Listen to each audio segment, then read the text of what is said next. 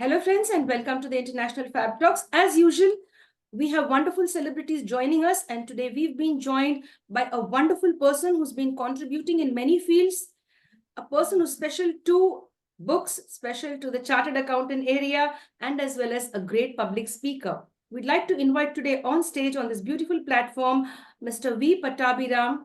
He's all the way joining us from Chennai. Hello, sir, and welcome to the session. Thank you, Andrea. Thank you, sir. My dear friends, sir is an author, a public speaker, a wonderful teacher, and a chartered accountant as well, and much more to that. Sir, thank you so much for being kind, humble, and accepting the invitation from the International Fab Talks. My pleasure. Thank you, sir. I go ahead and share your profile in an official way, sir, to enable our audience to know actually who you are, and then we start the session. Thank you, sir. My dear friends, it's an honor and our responsibility as well, a great privilege to share the profile, the rich profile of our celebrity today. He is Mr. V Pattabhi Ram. As I earlier mentioned, he is a practicing chartered accountant, a qualified cost accountant, and company secretary. He is also the founder partner of Yoganandh Ram LLP, a public accounting firm. He has taught over 7,06,000 chartered accountant students, CA students. That's really great. Not 600 or 6,000. It is 7,06,000 if I'm getting that right, or 76,000 if I'm getting that right, because I'm not good at maths. So if I got that wrong, I think it is 76,000, right, sir? 76,000, yeah. This is only on paper, but the reality is more than that. You never know how many lives you would have inspired across the world, because even you are a great author too.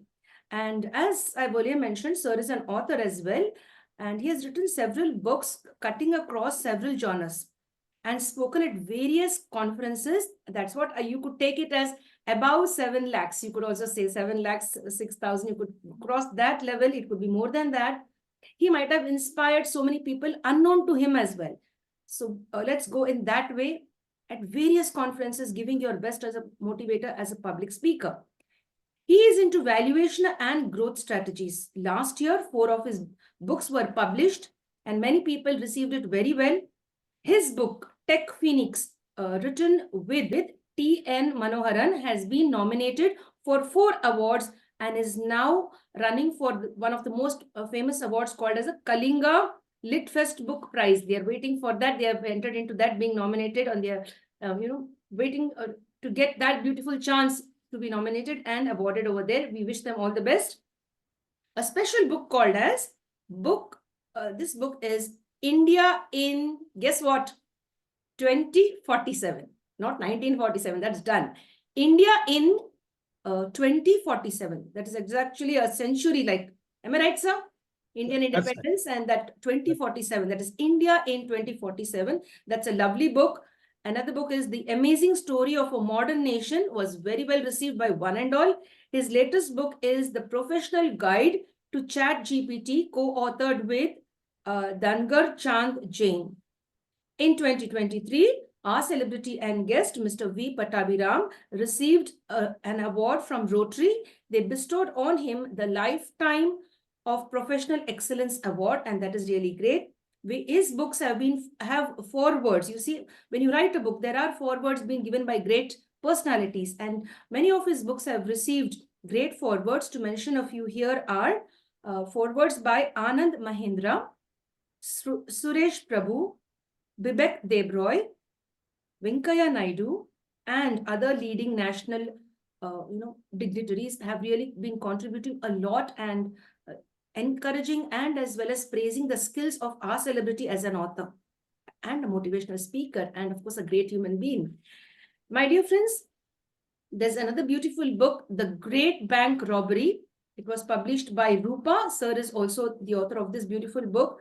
Now see, all of this is a mystery, and when I get to know people like this, I start becoming so excited to know more about their life journey. How did they do it? What was the magic that they had within them that inspired them to do this? If they could have this beautiful magic within them, or this beautiful courage within them, why not we? Why not the youngsters out there? Let us all join together, learn a lot from our celebrity as to how we could also contribute in a positive way in our chosen fields. Hello, sir, and welcome to the session. Thank you. Now, the big question here is, sir, I've officially tried to share something with our audience, but we would like to know who is the real Pattabhi Ram, sir?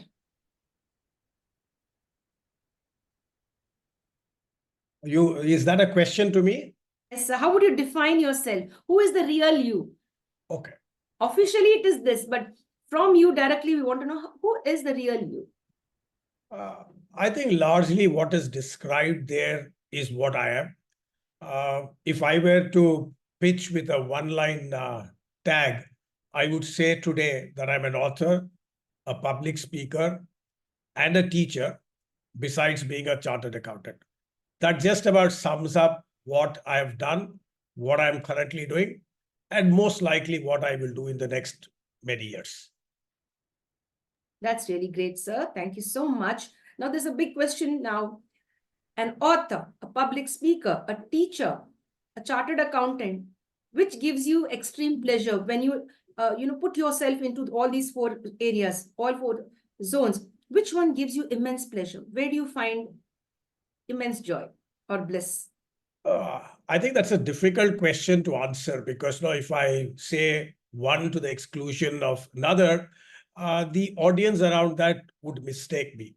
But I'll stick my neck out and tell you that three of the four things give me the greatest of pleasures.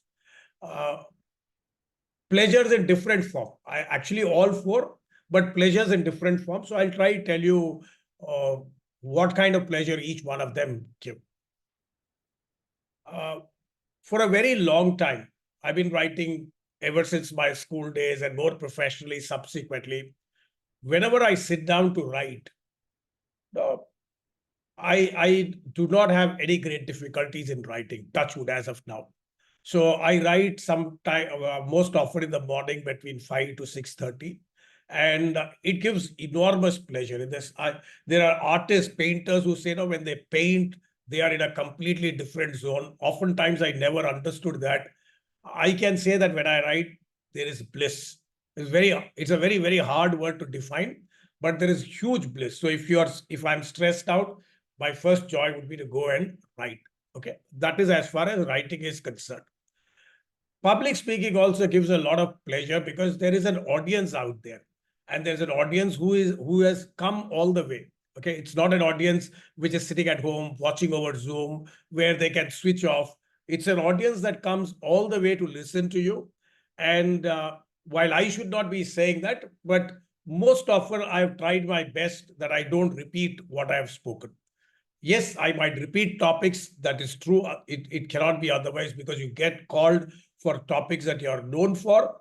But I try to see that as much as is possible that I provide different inputs there. So to the extent that the audience begins to like it, it gives a certain definite element of joy. Teaching, of course, has been the central to the whole thing. Someone can say teaching and public speaking are nearly same, or at least I would like to say that teaching and public speaking are nearly the same, because the classrooms where I've handled chartered accountancy students are not classrooms where there are 25, 30 students. I'm not saying that out of pride. It is just that is how it has happened. It's not classrooms with 75 students and all. For a very long time, these are classrooms which on an average have about 400 students.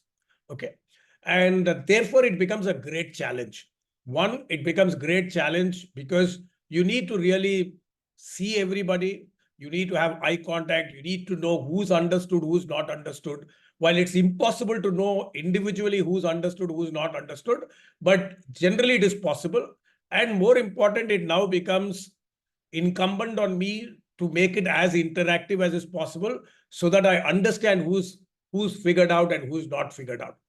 And given the fact that these classes are not necessarily homogeneous, the All India first rank holder is sitting there, the All India top rank holder is sitting there, there is somebody who is average who is sitting there, there is somebody who has taken more time to pass his CA sitting there. So it's a very, very heterogeneous group.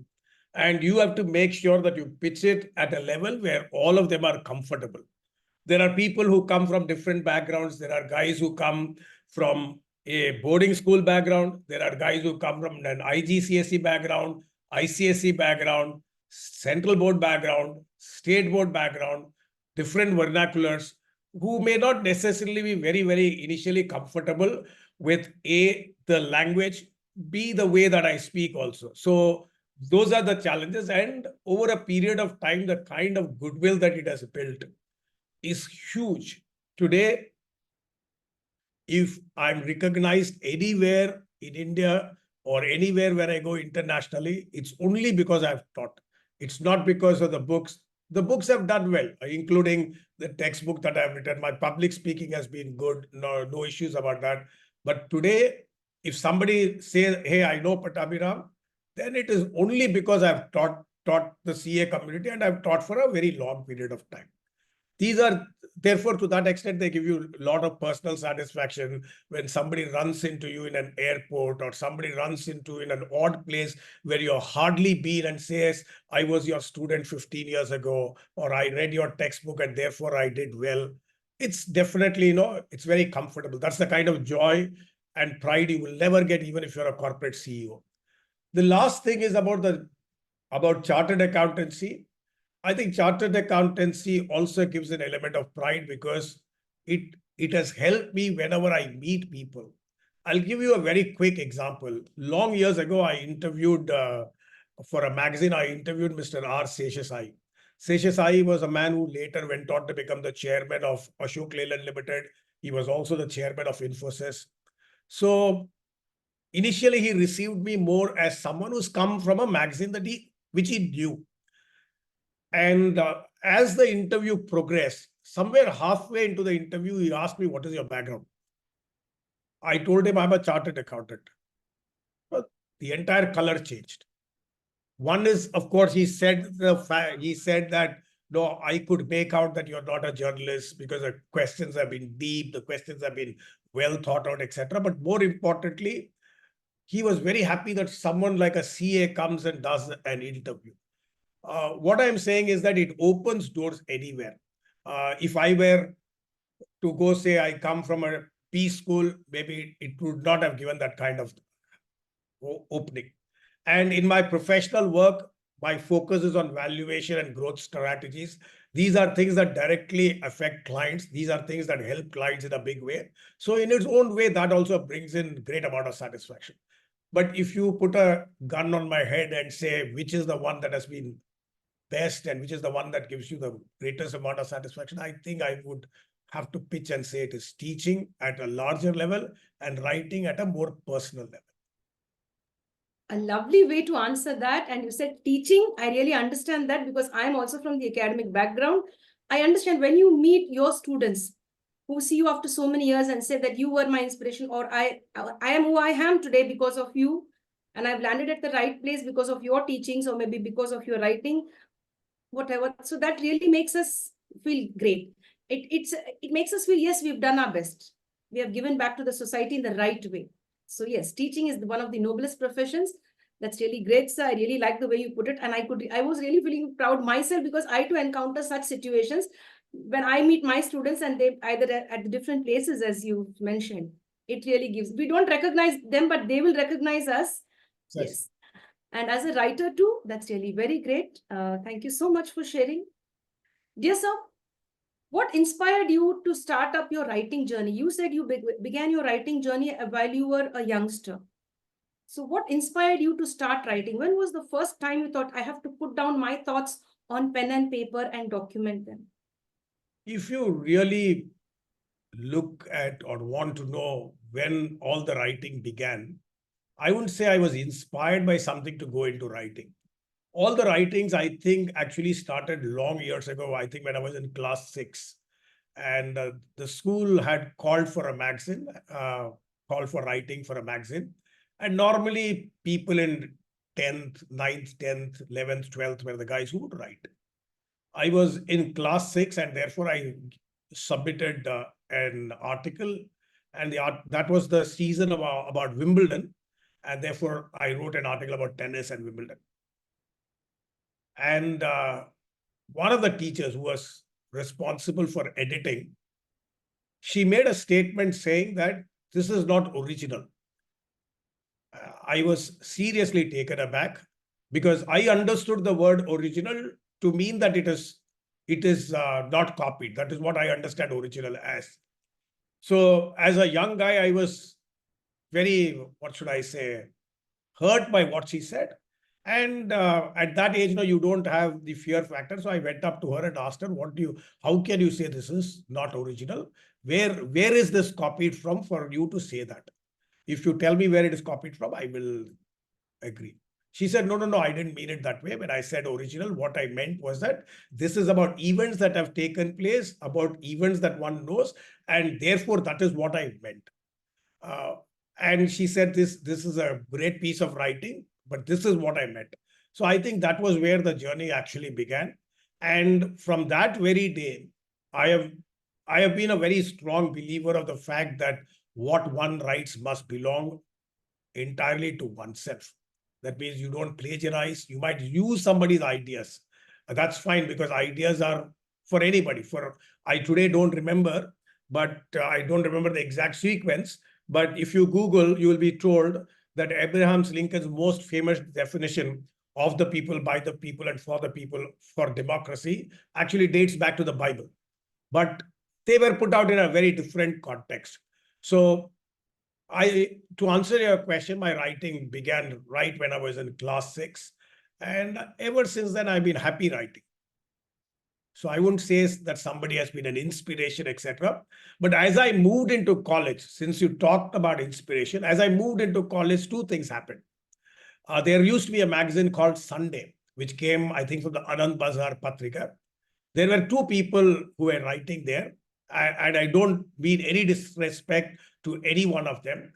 One of them was M.J. Akbar. His writing was remarkably poetic. No, I really couldn't imagine that somebody would write with that kind of, when you read that, the very language was mesmeric. So I would always think, would I ever be able to write like him? But I knew I would not, because my way of writing is to write more naturally. There was the other gentleman, Mani Shankar Iyer. He would write 4 pages. His was also extremely good. I would go buy a copy of Sunday from the stall, come home, open the 4 pages, pick up a pen and a paper, and see how that 4-page article can be written in 1.5 pages. Okay. So I mean no disrespect to Mani Shankar Iyer. Yeah, his way of writing was good in its own respect.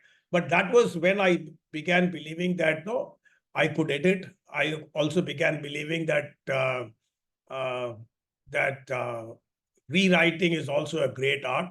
And I was very much touched when somebody once asked Mani Shankar Iyer as to what is it that irritates you when you send an article to a magazine. And he said, the maximum irritation comes when an editor edits my copy. When he changes a comma, a semicolon, or full stop, I get irritated. So I just thought, to tell you the kind of writings that I liked. And of course, last but definitely not the least was Arun Shauri, who used to write in the Express. And I liked the way that he wrote, the kind of clarity and precision that he wrote. No needless addition of words. He was one of those really perfect guys who could quote from multiple sources. I would, if today somebody were to ask me who would you want to read before you write, I would still vote for Arun Shauri. That's really nice. So it's so beautiful to share all of that, to get to know that how your journey began as a writer just when you were in 6th class. That was a beautiful inspiration. If I may ask you, do you remember your teacher's name who connected with you over that beautiful original article of yours? Because I remember. I remember all the teachers who taught in school. I remember she was an Anglo-Indian lady, and any of my schoolmates who later watch this will recognize her the moment I say she's an Anglo-Indian lady. Okay, sir. Thank you very much. Dear sir, as you've been speaking about your school time, so let's come down to below the age of 10. Like, do you remember any of the incidents which are still evergreen in your memory? What type of a child were you? The naughty one, the shy one, the talkative child in the class? At home too, you could share any of the incident and an anecdote. I don't want to put it out in great detail, but I'll tell you a contrast. Uh, when my father met the headmistress of our school, uh, I studied in the eastern part of India. When my father dropped into school one day, I think for the annual day event or something, I don't remember exactly, and met the headmistress. She said, you can't get a better student than him, more disciplined. His conduct is extremely good. We are actually short of words to write, what to write in the conduct, etc. And my father literally, almost laughed. He said, "This guy, if what you're saying is true, and I don't want to disbelieve you, then this guy is like Dr. Jekyll and Mr. Hyde, because he's someone very different at home and someone apparently very different at school." I think that is about all that I can say.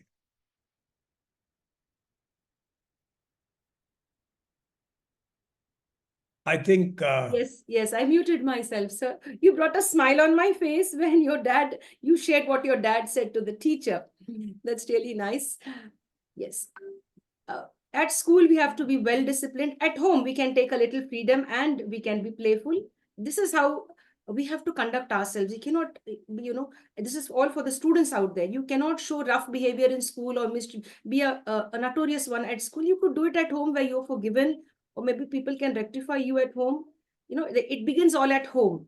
And then when you go out, you should really be a gentleman, or you should be well behaved. So students, there's a lot to learn from here. And I love the way you put that, no? Dr. Jekyll and Hyde. That's really very nice. So now there's a major question. A teacher, an author, a public speaker, a chartered accountant. In these four areas, which one has more challenges?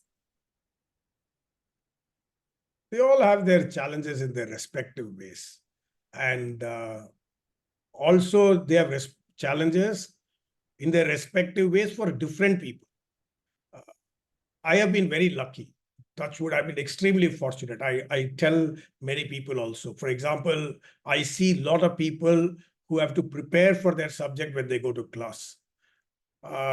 Maybe because their subject is changing or whatever, or maybe because they want to find some ways of doing.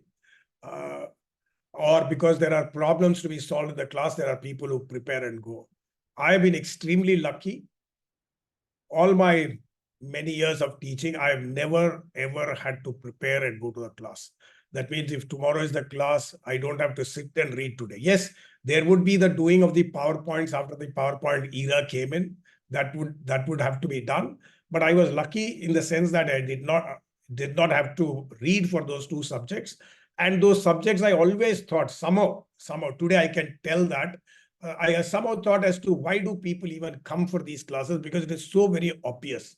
To me, when I was in college, when I was doing my chartered accountancy, these two subjects looked so very obvious and natural. And sometimes, and I'm not exaggerating because I'm not the guy to exaggerate. Sometimes I used to feel when I used to read a new topic, I used to feel it looks like I've read this sometime before. So that way I think I was very lucky when it came to teaching. Otherwise, I think teaching requires a lot of preparations for people, and that can be very challenging. To many people, writing is also a challenge. Like I said at the beginning, luckily I've never had a writer's block. I still remember the editor of a city magazine for which I was writing. Uh, she had wanted me to interview Mr. Mr. Gurumurthy, today of the RSS, and once upon a time, he was a man who brought out the Buffer scandal. She wanted me to go interview him. So I interviewed him, came with an interview, and I think the editor loved it. The owner loved it, and he said, "Why don't you do a cover story on him?" That means a full-blown 8-page story on him. I, along with a photographer, went and did the story. And when I gave it to her, she asked me, how much time does it take to write?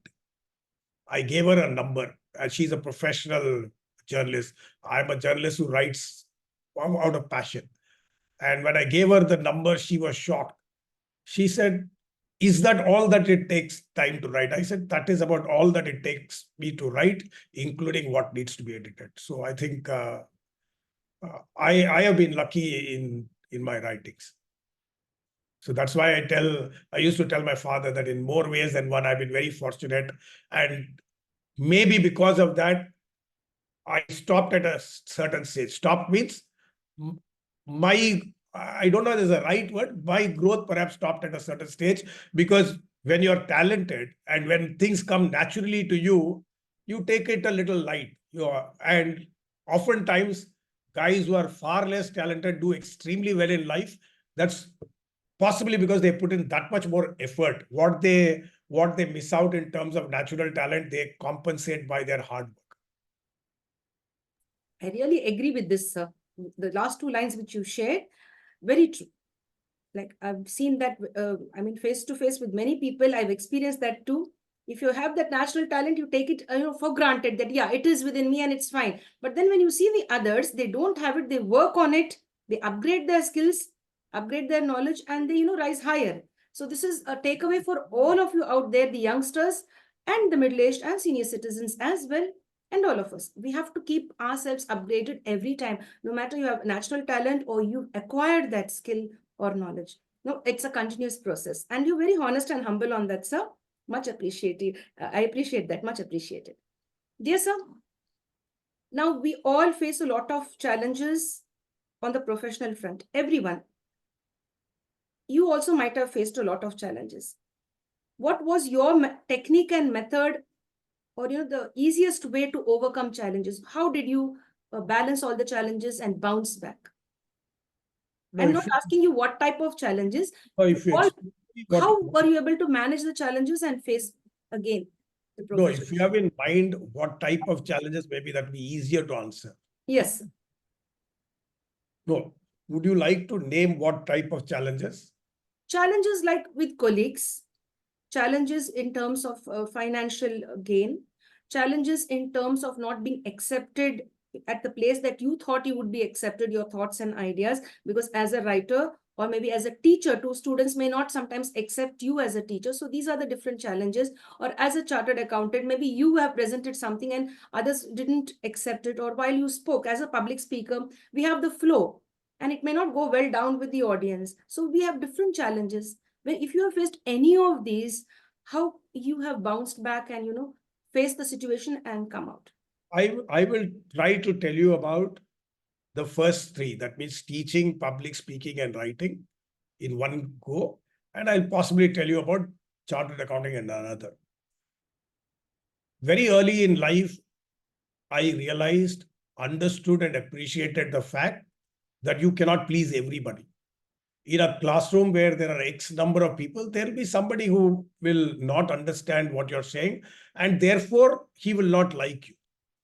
Meaning, both ways it cuts. If you don't like a teacher, you don't understand the subject. If you don't understand the subject, you don't like the teacher. And I recognize this because in school, I used to myself be like that. I would not like a teacher primarily because I didn't understand her subject. And only later I realized that these two has to be segregated.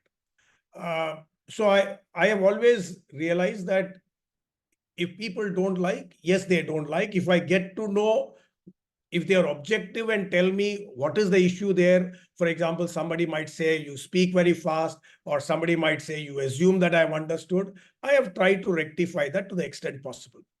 But to be honest, I have, maybe because of the size of the class, I've really not worried too much, because I have always felt, unlike many teachers, I've always felt that it is the responsibility of the teacher to teach. It is the responsibility of the student to learn. I am responsible to explain to you how something needs to be done. I am not responsible for you to write your exam and do well. Many people disagree with me, but that's what I tell, that I don't feel hurt when a student fails. Meaning, I feel bad, no doubt about that. Similarly, I don't feel extremely excited if a student who attended my class gets the All India first rank. And just for the record, in the 25 years that I've taught, there are 18 students who have got All India first rank at the CA exam or the ICW exam. I've always told people that while we should celebrate the fact that they have got, but a majority of the reason why they got belongs entirely to them. Like there's a saying in English which says, success has many fathers, failure is an orphan. So just like you don't want to take the debit for student not doing well, you don't take the credit, hog the credit for people doing well. That said, what I'm trying to say is that I've kept myself to understand that, yes, there will be people who will not like what you do. That is true of teaching.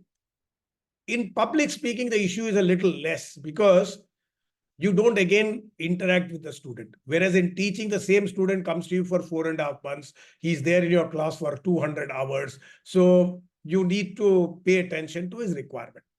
In public speaking, what happens is you speak, they listen, they go, many come and say you spoke well. You are happy with that. Many come and speak to you. They don't tell you how you spoke, doesn't matter. Just like I don't go and tell a speaker that you spoke well, although he has spoken extremely well. So I understand that. Because of the nature of my character, the fact that I don't go and pat a speaker on the back saying you did a great job. I also don't expect somebody to come and tell me I did a great job. These are personality issues. Meaning over the last 5-6 years, I've realized that that's not the right thing to do. That maybe in today's generation, it is good to go and tell a guy that he has done well if you honestly believe he has done well. Okay. So that's the second one. In terms of writing, I have understood. In terms of writing, I've understood that some people will not like your writing because the way you write, no, they can be different for different people. I have a client of mine, the managing director of a company, who openly tells me, he says, I love to read what you write, but I don't like how it is written. But I still love to read. When the magazine comes, I'll read your page only first. I'll get inputs. I like it, but I somehow don't think that is how it should be written. It should be written in a more formal way, etc. So all those are understood. What can be challenging is when you work in an environment, like I work in an accounting firm, where you have to get along with people. And I don't want to say this, but oftentimes, because of multiple reasons, if you are at this level, many of them will be here in terms of IQ, in terms of work, in terms of experience. And it is your job to come to their level. And in organizations, because of, when I use the word generational gap, I don't mean in terms of age, because somebody can belong to a very different generation and have every characteristic of tomorrow's generation. Okay. When I say generation gap, what I mean is idea gap in which how work should be done, how work should be communicated. There can be differences of opinion. I have had my fair share of friction. It's only maybe in the last few years I have understood that nobody really means anything unwell. It is just that they work that way. I'll give you one example. Suppose I'm going to organize a seminar. I ask a gentleman who works along with me, how many people have enrolled for the seminar? I expect him to tell 150 people have enrolled, 175 people have enrolled, 125 people have enrolled. He will not say that. He will say, I went and met 10 offices. I met the partner of 10 firms. To 3 firms, I told them what we are doing. In another 2 firms, I explained who the speakers are. I told them, this man is a speaker, this man is a speaker, this man is a speaker, this man is a speaker. One firm, they said they will consider sending 25 people. My blood pressure level is this high. I just want to know how many people have enrolled. Whether it is 2 people or 200 people, I don't mind. I want a number. Earlier, I used to feel very annoyed until I read somewhere that there are different people who respond to situations differently because that is how their makeup is.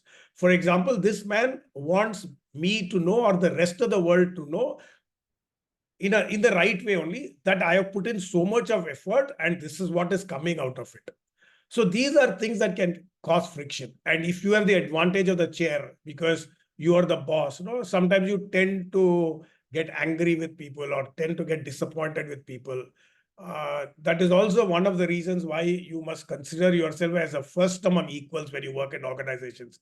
When you consider yourself as a first among equals or among equals and you're careful with what you say, then things will look better. If I were to tell the people who would subsequently watch this one thing as far as an office is concerned, is that they should A, not take anything personally. B, you can have a lot of discussions, but at the end, if there's a boss, if the boss decides something, you go with him. You don't go and tell the world what were discussed, how you had a different view. And when the boss's idea fails, you don't go and tell the world, no, I told him differently. He only did not listen to me properly. and sometimes your ideas don't get accepted. It is fair, just like you don't accept somebody else's idea. Some things work, some things don't work. Those things I have learned with age and time. It will be great if people who are in their 20s and early 30s learn that very fast. Thank you, sir, for that elaborate explanation. Thank you very much. Lots of clarity. With a lot of clarity, you share all of that. So every zone you've explained everything. That's really nice. Thank you so much for the patience that you had to share all of that. May we now know about Tech Phoenix, about that special book, as to what is it all about. Phoenix, of course, we all know, but what is this Tech Phoenix? It is something mysterious to me and to our audience as well. Okay, I'll take a bit of time to explain that. Sometime in 2009, there was a company called Satyam, and Satyam collapsed because Mr. Ramalinga Raju, the founder and possibly one of India's shining stars, hooked the books of accounts by his own confession. And overnight, Satyam collapsed. And people like me believed that this company will have no future. The government, the Indian government, quickly stepped in, nominated a 6-member board, and that board, in the space of the next 100 days, revived Satyam. So, in the sense that they did a great holding operation, and subsequently got Tech Mahindra to buy the company. All of that happened in 100 days. This book is that story. Mr. T N Manoharan, who won the Padma Shri because of his role in the turnaround of Satyam, he had documented what happened during those 100 days. And he's a great friend of mine. I've known him for the last many, many years. He is also from Chennai. Today, he has held several positions, including being chairman of a couple of banks, and he's essentially a practicing chartered accountant. Mr. Manoharan had documented everything that had happened, and it was one of his dreams to write the story. And I was very particular about wanting to write the story, because I still think that what happened pre-Satyam, what happened pre-Satyam's collapse, everybody will talk about. Because Ramalinga Raju really made Satyam a shining star of India's BPO outpost. Post those 100 days also, everybody will talk about how Tech Mahindra turned it around. Today, people will talk about Tech Mahindra, etc. People will not remember those 100 days. As we progress in time, when the history of modern India is written, that 100 days will possibly get written in the footnote at best. But I think, but for what these 6 gentlemen did and ensured that it did not collapse, many people might say I'm exaggerating, but if it had collapsed, I think the technology industry in India, its reputation would have deeply fallen. And both Mr. Manoharan and I were very clear that this story needs to be told. The story did not get told for a long reason, because he was busy with his work. And when COVID happened, there was time on his hand. So together we sat like this. We did, I think, 15, 16 Zoom meetings. He had a basic draft. And in the space of about 75 days, we had our draft up and going. And Rupa was happy to publish it. And that is also an accidental story, which I'll try to tell you. And we are very happy that that book has done well. It's been nominated so far for 4 awards. Nominated means it hasn't won actually, but it was nominated. It went on the long list. It was on the long list for the BBLF CK Prahlad Award. Long list is of 10 books. It was on the short list for the Gaja Capital Prize. Short list is 5 books. It was on the short list for the Tata Literature Live Award. Short list meant 3 books there. And right now it is on the long list for the Kalinga Literary Festival Prize. A long list means 6 books. Okay. So more than whether it wins the award or not, it does not really matter too much. The very fact that 2 unknown guys writing, unknown in the sense that we are not guys known in the writing field. We write for our own joy. And that was actually, to be honest, that was the first time that a mainstream publisher published a book. And that it has been well received is something that's really, really heartening. And today, thanks to that book now, I get to be seen in more places, recognized in more places. So I think that has been a great experience. Thank you, sir. Thank you for sharing all of that. Thank you so much. And of course, getting to know all of this, my dear friends, many of you are unaware of so many important things that have occurred in the past, and people writing it down, documenting them either in a story form or in, a nice article. Dear sir, thank you very much for sharing all of that. It has brought back memories of the Satya movement, how Linga Raju sir was into this and all of that. Thank you very much. So, what about this beautiful book? It really is, making me excited from within to know, as a little child, like it excites me to know India in 2047. What is this book all about? Sometime in 2022, we decided to run a all India contest because I wanted to write India in 2022 India in 2047 along with a friend of mine.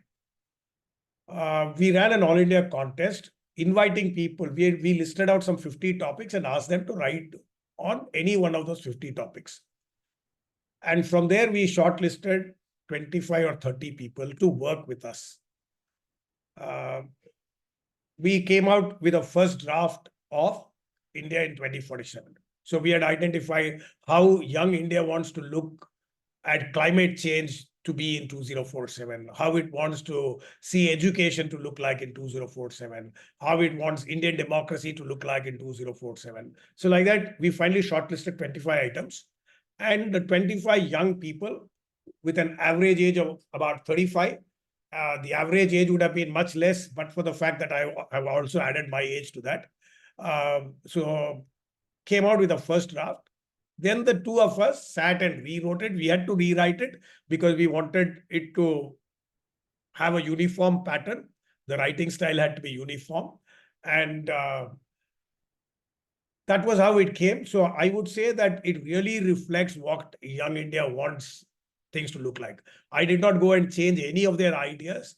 All their ideas, howsoever crazy they might have been, were put in there. All that we did was to rewrite it to suit a certain writing style. And one of the good things out of that is that that bunch of 30 people are still part of a writing team that we have. So anytime we want to do any writing, we go back to them, ask them whether they want to be part of the initiative or not.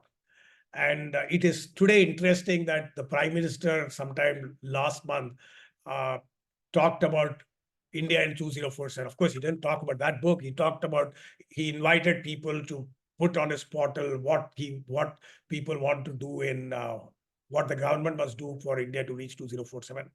So that way, it was very good. And whoever has read it, they've been very, very excited about the book. That book will not win any award because it's not published by a mainstream publisher. But to me, I think that book will live longer. And maybe as time progresses, some mainstream publisher might like it. 4 years later, he might say, let us rewrite that.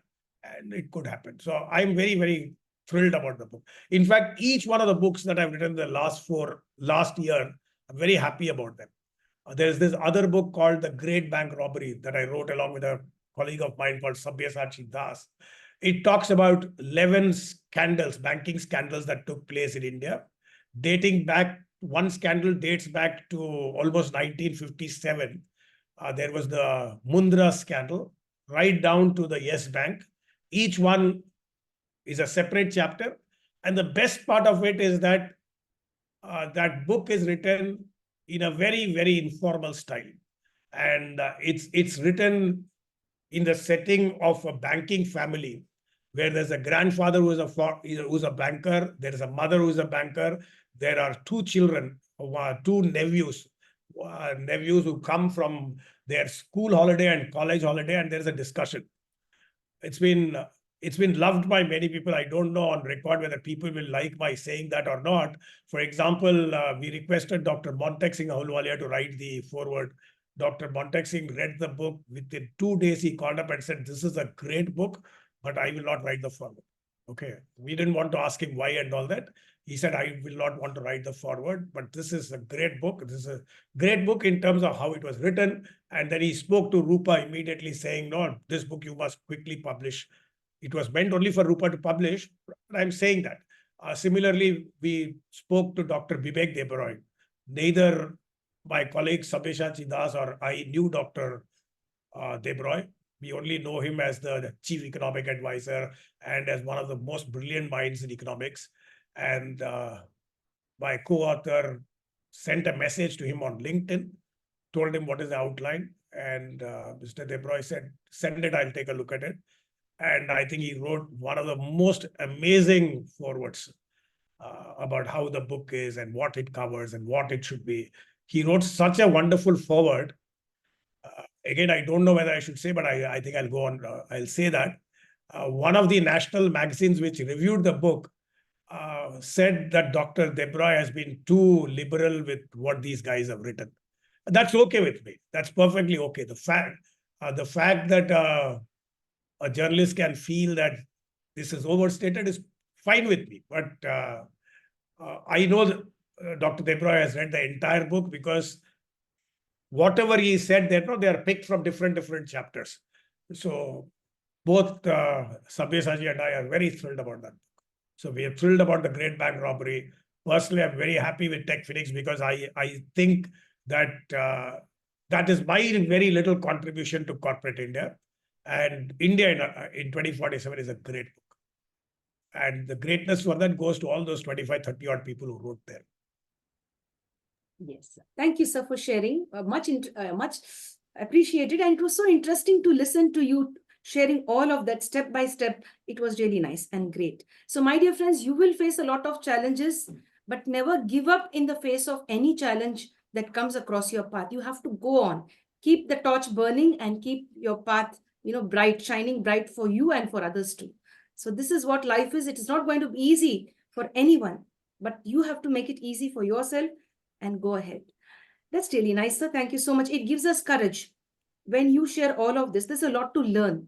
If you go deeply and you've understood what sir has been sharing, there's a lot to learn. Life is not easy. You have to really be ready to take the bull by its horns, keep yourself busy, keep yourself connected with what you are doing and contribute to the world in your own way. So now let's come down from the professional space to the personal space. How would you want to be remembered in this world, and why should people remember you? I don't believe people will remember anybody. They will not remember. That is why I tell people that we must take life less seriously. There are many people who think that if I don't go to the office will fall. Or but for me, this will not happen. I honestly don't think people will remember you. The only people, and I don't want to sound philosophical, the only people who will remember you are people on whom you have made a very, very deep impact.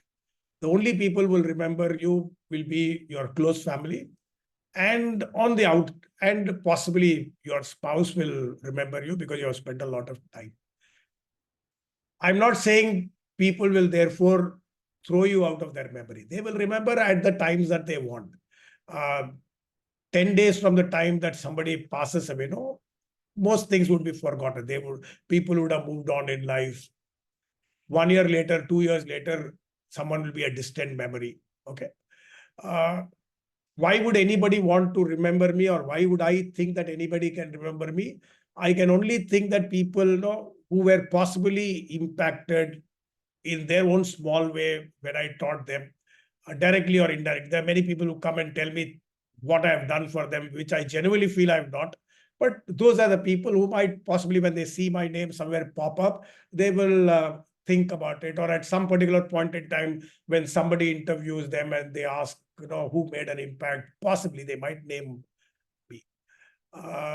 The teachers, I think, are the ones who get remembered. For example, like I said, I was in class 6. I can still remember every teacher, and they all, today when I interact with them, some of them I might think, why am I being so, why were they at all my heroes? I might still today think, looking at some of them, but at that age, they did make a lot of difference.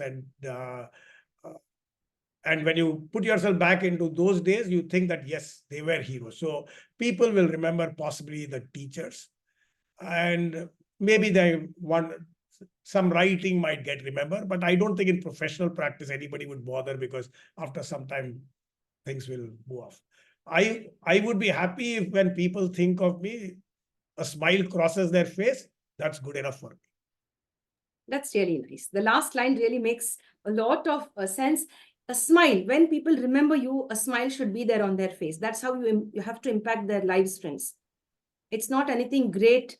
It's just a smile that you could bring on the people's face or on anybody's face. You're alive or you have left this beautiful world.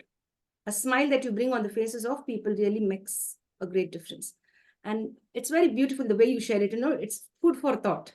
So this is what we have to work for every single day to beautify our lives and the lives of others. Sir, what are your thoughts on movies? Are you a movie buff too? So I watch movies. I watch movies. Today I watch on OTT. So I'm not the guy who says don't watch movies. Some of those movies are really, really good. And I think in recent years, the way some of the movies are shot is outstanding. And we have some phenomenally brilliant talent in the both in Bollywood and here in Tamil Nadu or the down south. There's some amazing talent. And Any favorite movie, sir? A favorite movie with a nice social message which you saw, seen, and which you'd like to recommend? today I don't remember all of them or many of them, but I can name one movie which I think is timeless. And I name that as timeless not because everybody says it is good, but because I saw the movie again 4 years back. And I felt that this movie is like way it is shot, the way it is pictured, the way the photographies are, is like today. Purely on technical thing, not on the story, not on anything like that. I would think that Sholay is a class that will never be forgotten. Just like the movie long years back when I was a kid, I saw a movie called Ben-Hur, Benhur, and there is a race that is there. I don't know what race. Chariot race. A chariot race. That race is a classic. In much the same way, I would think Sholay is a classic for the sheer way it has been shot. Even if you do today, when I saw the movie again this time, it looked as though I felt as though this was reshot. It was not reshot. So that guy was really, really far ahead of his time. That was one movie. I also liked very deeply the movie Jo Jeeta Wahi Sikandar. I also I was never a SRK fan. I used to think, hey, how has this guy become the Bollywood's, what should I say? King of Bollywood. Yes. Of romance. And I liked him when that Chak De India came. India. And my respect for him went up 100-fold. I'm not exaggerating, 100-fold when I heard him deliver a TED talk. Anyone who has not heard him must listen to his TED talk. I think it's something humanity, etc. It was an amazing kind of delivery. He spoke with extraordinary poise, outstanding diction, and he really had the audience eating out of his hand, I would say. So ever since then, my respect for him has gone up, because I was not a great fan of him even in IPL. When he used to come and make odd kind of statements, used to do flying case, tumble on the ground and all that. I used to think, what, such a big guy, what is he up to? But when I saw the other side of him, so I think from movies, I would any day think SRK is one of the really, really great personalities. And even today, when you see him respond to in interviews, maybe the way that he speaks might be a little jarring. He would say, "Tu kya kar raha hai? Tumhara kya hua?" Maybe a little jarring, but the wit that he brings in, the spontaneity that he brings in, this guy is amazing. Yes, that's really nice. Thank you so much for sharing, and much respect to all of those fans out there who respect SRK sir. It could be even the movie Sholay, and as you mentioned, even this beautiful movie Timeless and Jo Jeeta Wahi Sikandar, all of these. To all the people who are involved in this beautiful direction and production, acting as well, behind the scenes, to much respect to all of you, and to all the people contributing your best to convey a good message through the entertainment industry. Yes.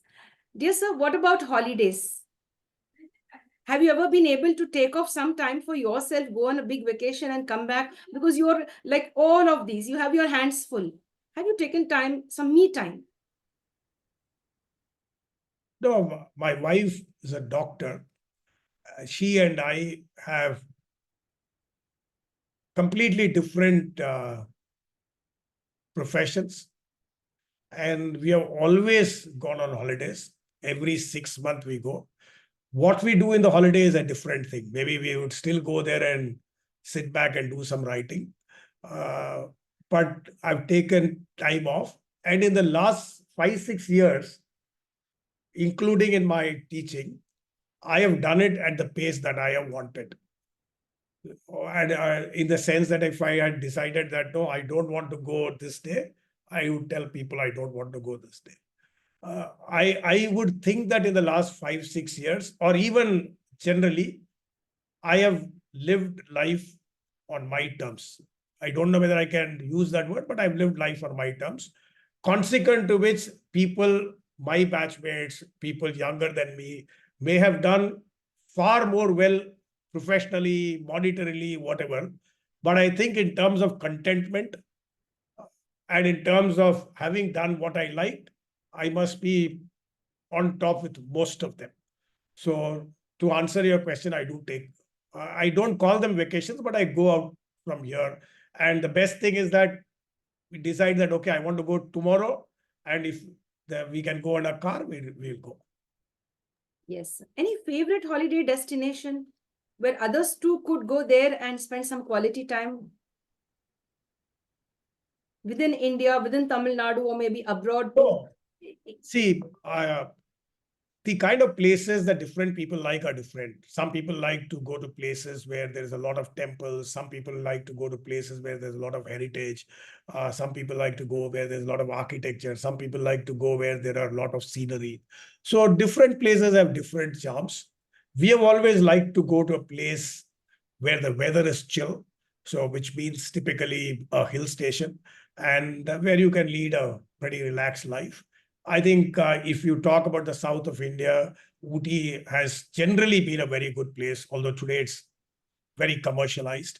Munnar is another place. Large parts of Kerala are very good. Uh, Up there in the north, Mohali is great. Uh, Kalimpong in the eastern part of India is wonderful.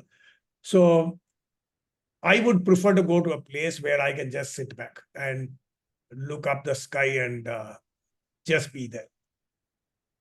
That's really great. Thank you so much.